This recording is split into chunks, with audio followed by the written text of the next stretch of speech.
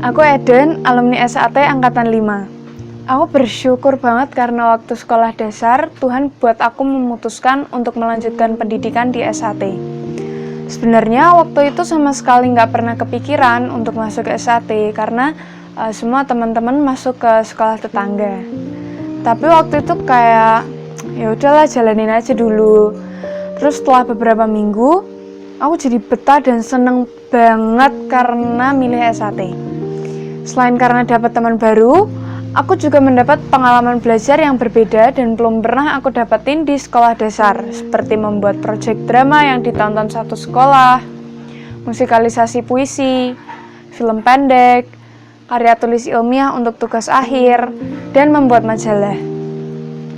Aku seneng banget karena bisa dipertemukan dengan guru-guru yang asik, baik dalam mengajar atau ketika mengobrol.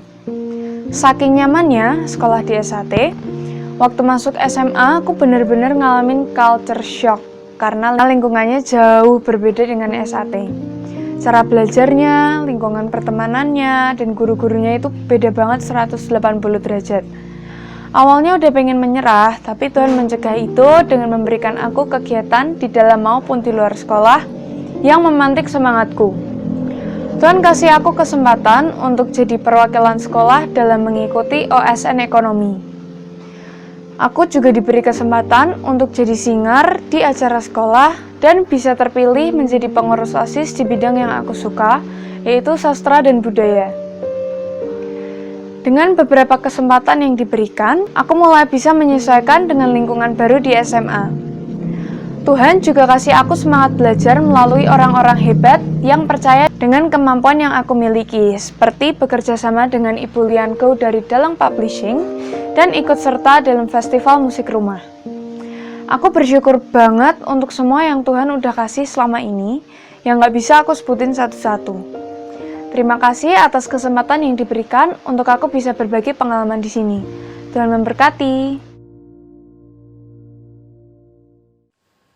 Halo semuanya, perkenalkan nama saya Marcel, alumni 6 SAT. Sekarang saya duduk di bangku kelas 10. Pada kesempatan kali ini saya akan membagikan sedikit cerita tentang kebaikan-kebaikan Tuhan yang pernah saya alami. Jadi kebaikan Tuhan itu tidak selalu dengan hal-hal yang besar atau membahagiakan.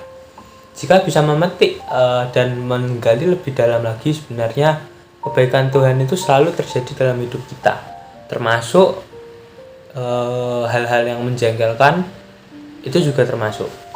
Pada sharing kali ini saya akan membagikan beberapa kisah.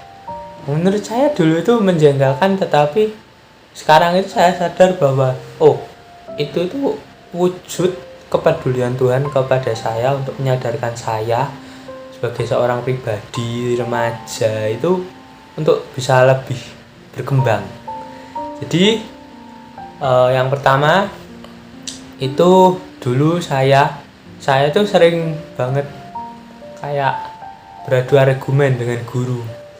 Dua itu gurunya itu Mr. Ziga sama Mr. Damar. Kalau Mr. Damar itu sering jadi poyokan saya.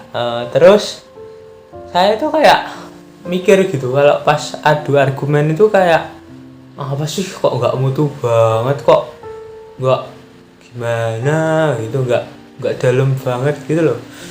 Tapi lama kelamaan, apalagi pas SMA ini, sadar bahwa beradu argumen itu sebenarnya perlu banget. Dan di sekolahku itu beradu argumen, beradu pendapat itu sudah menjadi suatu hal yang biasa antar teman, antar guru, dan itu memang harus dilakukan.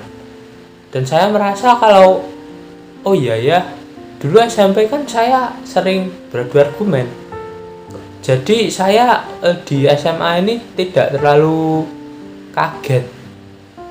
Terus kalau dulu lomba itu ada pendamping satu itu setia sekali. Kalau lomba itu ya sukanya minta foto, mau ngambilin anak panah, mau apa. Aku itu kayak mikirnya, ngapain sih foto-foto. Jujur saja aku nggak suka foto. foto apalagi video. Dan itu kayak nggak nyaman banget. Tapi kemudian gurunya itu bilang ini buat laporan untuk ke sekolah. Dan di SMA ini banyak juga yang untuk laporan itu juga foto video, jadi nggak kaget. Ini dua hal ini itu sudah menjadi suatu terkesannya itu ribet, terkesannya itu kayak rewel banget, tapi sebenarnya itu sudah menunjukkan kepedulian orang, itu sudah merupakan suatu kebaikan Tuhan terhadap kita untuk mempersiapkan kita agar nggak kaget. Contohnya ya kedua hal ini.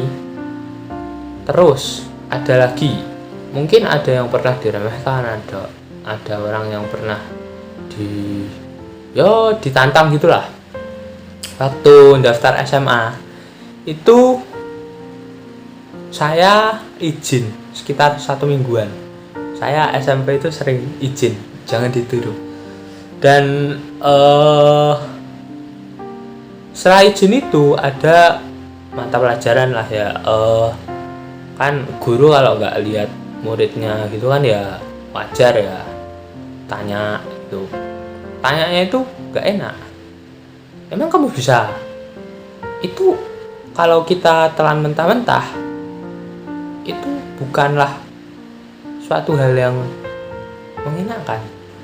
Tetapi jika kita gali lebih dalam lagi, itu bisa menjadi suatu wujud untuk menyemangati kita. Kalau kita itu sebenarnya bisa, kita harus membuktikannya kepada orang lain. Dan itulah video saya. Kiranya ini bisa bermanfaat, dan ini sebenarnya juga wujud kepedulian Tuhan dan kebaikan Tuhan kepada kalian semua, untuk mengingatkan kalian bahwa perjalanan kalian masih panjang. Terima kasih.